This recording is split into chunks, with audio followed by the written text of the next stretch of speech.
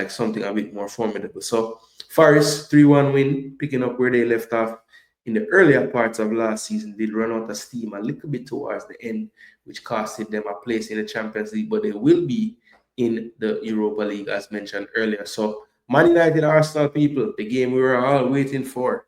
The game we were all waiting for. We couldn't wait for this game, people. At Old Trafford to start the season. What more could you want? People, this game was not one that will be remembered for a very long time. Um, only, only if, and this is a huge if, people, Arsenal were to go ahead and win the league this year. You look back at a game like this and say, oh, that's what champions do. When they don't play well, they still win the game 1-0. But people, I'm telling you, they could simulate this game if you had the same events take place in the game. Again, I don't think Arsenal maybe wins one more out of 10 simulations because we did have some opportunities and a few breaks where we were so wasteful. And the praise that I gave Spurs earlier for like their spatial awareness when they're counter attacking or transitioning or even just attacking, period, was so on point. Nobody was in each other's way. They didn't run through anyone's lane. They didn't make it easy for passing lanes to be blocked by the defense because the spacing isn't right. Um, Arsenal did the opposite on this day. There were at least in the first half alone, like 4 to 5 situations where we won the ball in our defensive third, released Odegaard, released somebody, and then we're running 3v3, 3v4, 4v4, good situations, and we don't end it with anything dangerous, not even a shot, not even a corner, because those are dangerous for us. So it was just very frustrating. And then, Manchester United, Arsenal forgot how to beat a press. It was remarkable. We had no clue how to beat the press. I've never seen it so bad. Um, and credit to Man United, they weren't willing to just drop back into a shape. They tried to get pressure on us with their front three. I think Mason Mount starting was probably an eye opener for like Man U fans, but I think it helped in the game plan. People were upset that Ahmad didn't start. I think Dallo being there to provide that stability helped with the game plan. It just made us not be able to ever get comfortable. And I think it that kind of just carried over throughout most of the game. We never really became or played like the Arsenal that you would think we would play like. It never happened. And it's evidenced in the ball possession, 61-39. I would have never guessed that would be the ball possession. Even though it's at Old Trafford, I would think it would be much closer to 50-50, right? No distance covered. That's probably what won us the game. We ran six more kilometers than United. Wow, we won something. Expected goals, very, very close, 1.52, 1.31, but that 1.52 is typically a 2-goal game for a team, typically. We saw some expected goals earlier. I think even Forest was like 1.6 or something. They scored 3 goals, right? So yeah, you could run this one back and 1-1 definitely could have happened. But I'm saying, United easily could have won this game 2-1 when you really check it. But the one thing I will say, this stat, is very important to me. The big chances, the clearest chances. And Arsenal had the one big chance. And for all that dominance in possession, for all that dominance in pass attempts, right? For all those metrics there happening, the two ones or the 3 ones that I'm going to emphasize here for Arsenal's sake. We ran 6 more kilometers. We had one big chance, they had none. And also, we had 11 more sprints. So we put in the work. The team put in the work. And I think a part of that is we were able to, the person that I always beat game management for, I must say in this game, pretty much right around the times when I was saying this needs to happen, that needs to happen, with the exception of one sub, which was the Marino for Rice sub, which I thought could have happened in that second substitute window when he took off White and Calafiori. I thought Rice could have came as well. In hindsight, I'm looking back, maybe he did that just to have that injury sub in his back pocket a little longer just in case. But Rice was pretty much dead on his feet from about 65 minutes. I don't know how he was so tired. Well, I do know how he was so tired, but I mean, he was like more tired than normal in this one. Maybe first game back, so you can see with the fitness not being all the way there.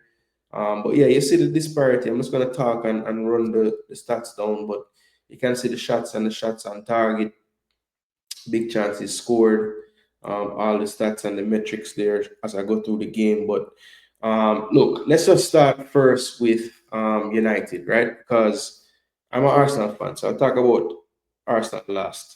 But United, right? So positives for United, just looking like a football team, playing the game with what looked to be the right way, connecting passes, good movement, good pressure on the ball, out of position as well.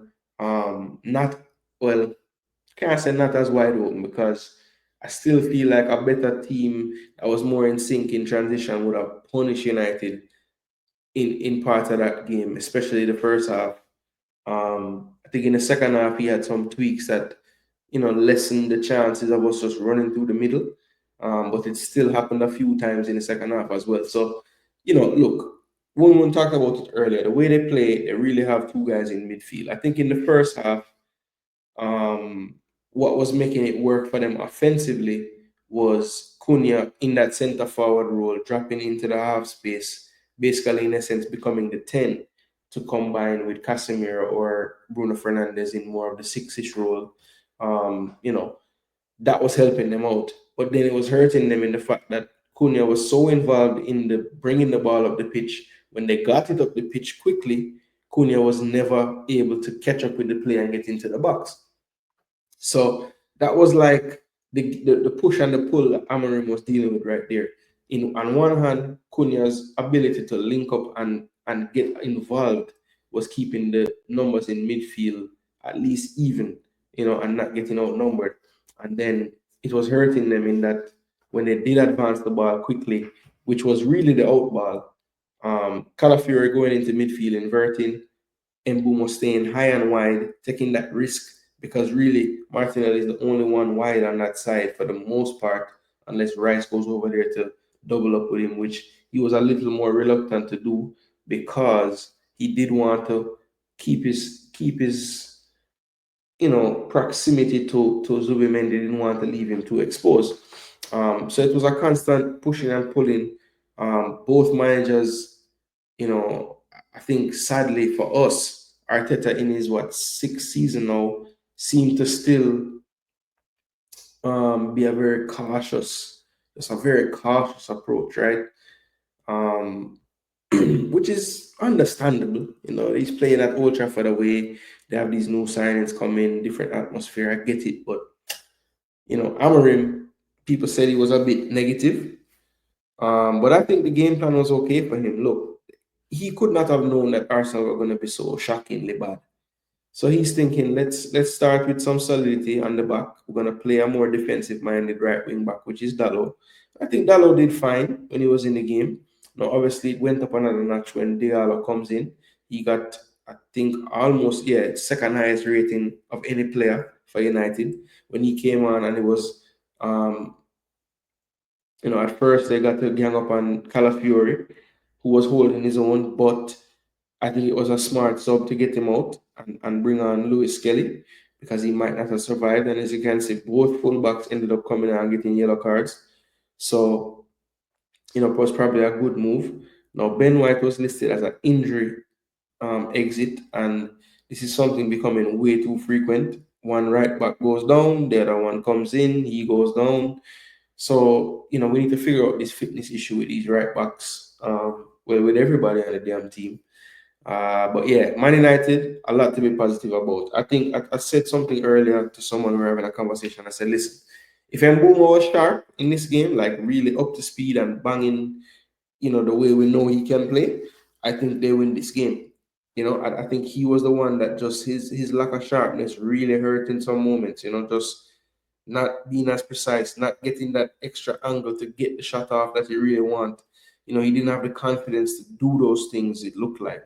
So yeah, he's gonna have to come, step up a bit more, I think, moving forward.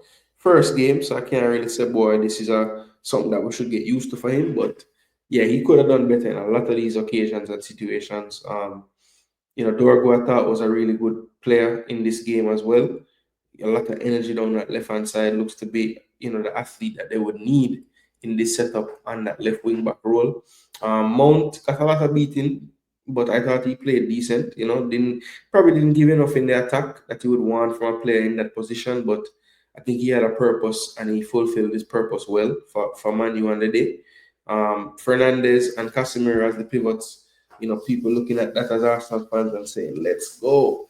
But they held their own. I mean, they did really well. I think Declan Rice was shocking in this game. He was bad. He was not good, Declan, in this game. I don't know what happened. Him and Martinelli were shocking. Gyokeres shocking as well. Saka, not quite shocking, but a notch above shocking, bad. Right? I thought Zubimendi grew into it. He started out a little shaky, but I thought he got better as the game went on. And ended up with a decent rating. And Odegaard gets a 7.6. And to me, based on the situations he got himself into, he should have had like a 9 because he could have slipped players through. He could have gave Gyokeres a 7.5 if he would just play the damn ball. He held on to it about 3 times too long when the runs had been made, and you got to release, play the ball, try it, play the damn ball, lose the ball with a pass, let me see the man stretching, broken his leg to try to cut out your through pass that he just played. But we'll never know if it would have made it if he never played it. So Odegaard, please, may I beg you, play the man early. Gyokeres is not going to come to your feet like Havertz. Once you get the ball and you turn, I'm begging you, just look for the angle to play the damn ball. Play it, man. Let the man dash the chance. If him dash it, but let him get a chance first, please. So yeah, Manu, Mbuma, get your fitness up. Cunha, get into your Mason Mount role and you're more effective overall because you want to drive the ball forward anyway and you're not really going to get into the box late.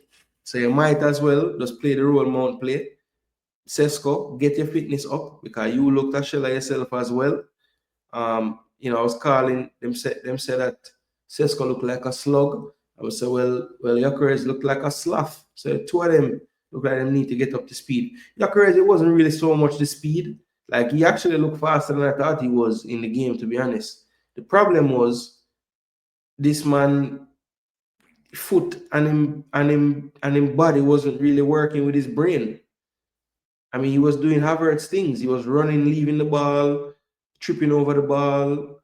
I mean, it just was not clean at all. And it's like you hear some sound bites in the week, even before the game started, players that played with him before. One guy that was with him at Brighton said, when Ben White came to the team, you could see in one day the type of level that he could attain in a game.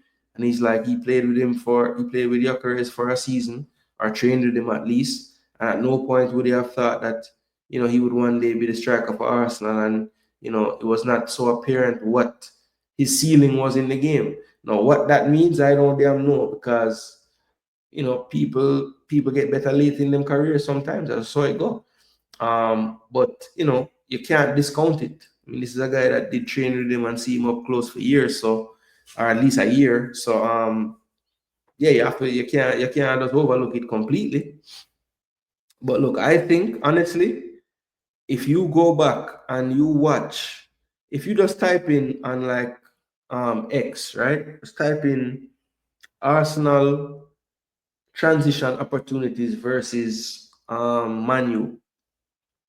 Somebody compiled a nice video. I wish I should have jotted it down so you guys could go to it. But I just searched. I didn't even search for that. It just popped up, and then I went away from it and I wanted to see it again, and I searched that and I found it, right? And he highlighted, when we won the ball, where it was Zubimendi a clearing head and it fell to us and we turned and we have the ball in the middle third now running towards the half line and beyond.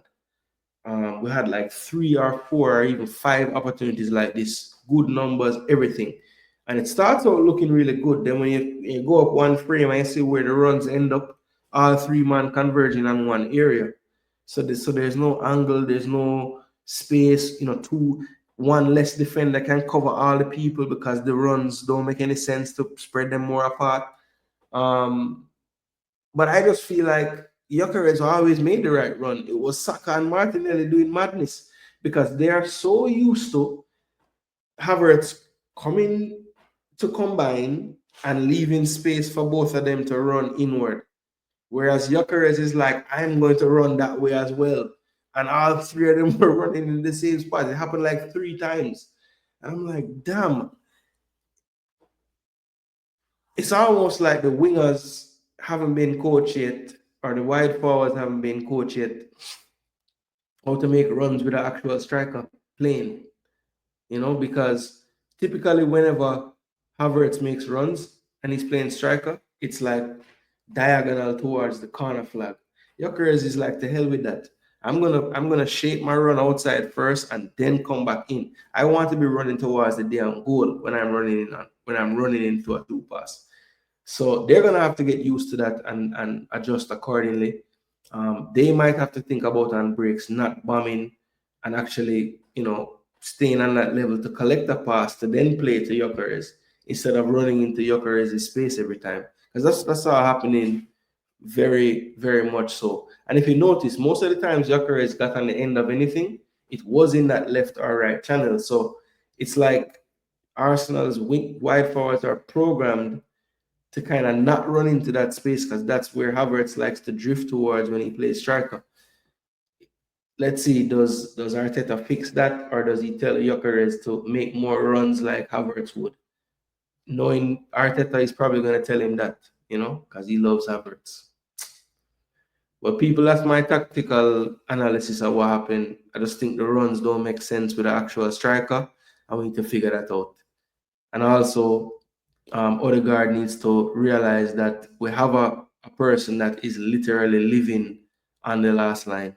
So you don't need to hesitate when you turn in midfield and you look up. Just look in his vicinity. You have quality to play those passes, but I just feel like you're bringing in program to look there because for so long you ain't had that really.